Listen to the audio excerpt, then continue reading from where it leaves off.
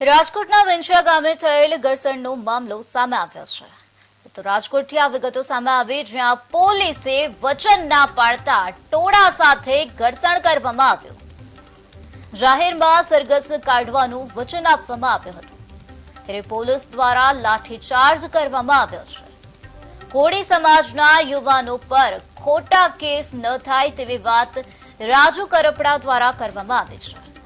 શાંતિથી તમામ સમસ્યાનું સમાધાન લાવી શકાય અમારી લાગણી પીડિત પરિવાર સાથે છે તો પોલીસે વચન ન પાડતા ટોળા સાથે ઘર્ષણ કરવામાં આવ્યું છે શાંતિથી તમામ સમસ્યાનું સમાધાન લાવી શકાય છે અમારી લાગણી પીડિત પરિવાર સાથે છે તેવી વાત રાજુ કરપડા દ્વારા કરવામાં આવી છે મળ્યા છે કે રાજકોટ જિલ્લાના વિસિયા શહેરમાં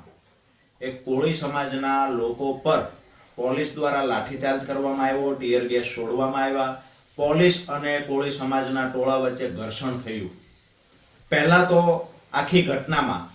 તમામ સમાજના લોકો સાથે કોળી સમાજના લોકોની જે લાગણીઓ છે એની સાથે અમારી લાગણીઓ જોડાયેલી છે. અમે તમામને નમ્ર વિનંતી કરીએ છીએ પહેલા તો શાંતિ જાળવવાની કોશિશ કરવામાં આવે. સંપૂર્ણપણે શાંતિથી કોઈ પણ પ્રશ્ન હશે તો એનું સમાધાન 100% થશે, પણ સામસામે ઘર્ષણ કરવાથી સરવાળે નુકસાન સામાન્ય પરિવારના લોકોને અને ગુજરાતને અથવા તો જે આપણી વ્યવસ્થા છે ક્યાંક ને ક્યાંક વ્યવસ્થાને નુકસાન પહોંચે છે. એટલે નમ્ર વિનંતી કરીએ છીએ કે પહેલા તો શાંતિ જાળવવાની કોશિશ કરવામાં આવે. બીજી વાત કે આખી ઘટનાને જે અંજામ આપવામાં આવ્યો તો આજથી 5-6 દિવસ પહેલા કોળી સમાજના એક યુવાનની એક ભૂમાફિયા દ્વારા હત્યા કરવામાં આવે છે. જ્યારે હત્યા થઈ છે ત્યારે પીડિત પરિવાર દ્વારા ડેડ બોડી સ્વીકારવા માટે અમુક માંગણીઓ મૂકવામાં આવે છે. એ વખતે પીડિત પરિવારને ત્યાં જે પોલીસ વડા આવેલા એ પોલીસ વડા દ્વારા પીડિત પરિવારને કમિટમેન્ટ આપવામાં આવેલું કે અમે આરોપીનું સરઘસ એટલે કે વરઘોડો વિછિયાની બજારમાં કાઢીશું. હવે જે વરઘોડો કાઢવાની વાત કરવામાં આવેલી એ મુજબ આજે આરોપીને કોર્ટમાં લઈ જતા પહેલા વરઘોડો કાઢવામાં ન આવ્યો એટલે જે કમિટમેન્ટ આપવામાં આવેલો હતો પીડિત પરિવારની સાથે મોટી સંખ્યામાં લોકો જોડાયા અને પોલીસ મથકે રજૂઆત કરવા પહોંચ્યા. આ સમયે પોલીસ અને ટોળા વચ્ચે ઘર્ષણ થાય છે અને જે ઘર્ષણમાં કોળી સમાજના બહેનો, દીકરીઓ, ભાઈઓ, વડીલો ઘણા બધા ઈજાગ્રસ્ત પણ થાય છે, જે હોસ્પિટલ એડમિટ કરવામાં આવ્યા છે. ભગવાનને પ્રાર્થના કરીએ ઝડપથી સાજા થઈ જાય અને જે લોકોને પોલીસ સ્ટેશનમાં આજે બેસાડવામાં આવ્યા છે તો એ લોકો પર ખોટા કેસ કરવામાં ન આવે આ પણ વિનંતી કરીએ છીએ. અને આખી ઘટનામાં જે પોલીસ અધિકારી દ્વારા કમિટમેન્ટ આપવામાં આવેલું કે અમે વરઘોડો કાઢીશું અને વરઘોડો ન કાઢ્યો એટલે આખી ઘટના ઘટી છે, ત્યારે કાયદાની બહાર જઈ અને કમિટમેન્ટ આપનારા અધિકારીઓને ખરેખર પાઠ ભણાવવાની જરૂર છે.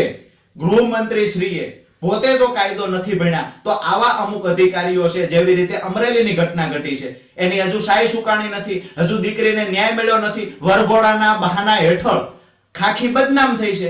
તો અહીંયા પણ વરઘોડો કાઢીશું આવું કમિટમેન્ટ અધિકારી દ્વારા શા માટે આપવામાં આવ્યું? તો નમ્ર વિનંતી છે પોલીસ વિભાગને 2-5% પોલીસ અધિકારીઓ કાયદો વ્યવસ્થા સાચવી શકતા નથી, પણ કાયદાની ઉપરવટ જઈ કાં તો વરઘોડા કાઢે છે કાં તો કમિટમેન્ટો આપે છે, જેના કારણે ક્યાંક ને ક્યાંક બે સમાજો વચ્ચે ઝઘડા થાય છે. આજે જે આખી ઘટના ઘટી છે એમાં ક્યાંક ને ક્યાંક મારું એવું માનવું છે પોલીસ અધિકારી દ્વારા જે કમિટમેન્ટ આપવામાં આવ્યું હતું કમિટમેન્ટ જવાબદાર છે. કોળી સમાજના લોકોને નમ્ર વિનંતી કરીએ છીએ તમારી સાથે અમારી લાગણી જોડાયેલી છે. આગામી દિવસોમાં રોડ પર જે ઉતરવાનું થશે અથવા તો આ લોકોની સામે કાયદો વ્યવસ્થા એટલે કે ગાંધી ચિંધ્યા માર્ગે કાયદાની અંદર રહી અને જેવડી પણ લડાઈ લડવાની થશે એ લડાઈમાં અમારી સંપૂર્ણ તૈયારી છે. પણ નમ્ર વિનંતી કરીએ પોલીસ અધિકારીઓને કોળી સમાજના યુવાનો પર ખોટા કેસ કરવામાં ન આવે. જે લોકોને હોસ્પિટલ લઈ ગયા છે, જે ઈજાગ્રસ્ત છે, આ લોકોને તાત્કાલિક આર્થિક મદદ કરવાની સરકાર દ્વારા જાહેરાત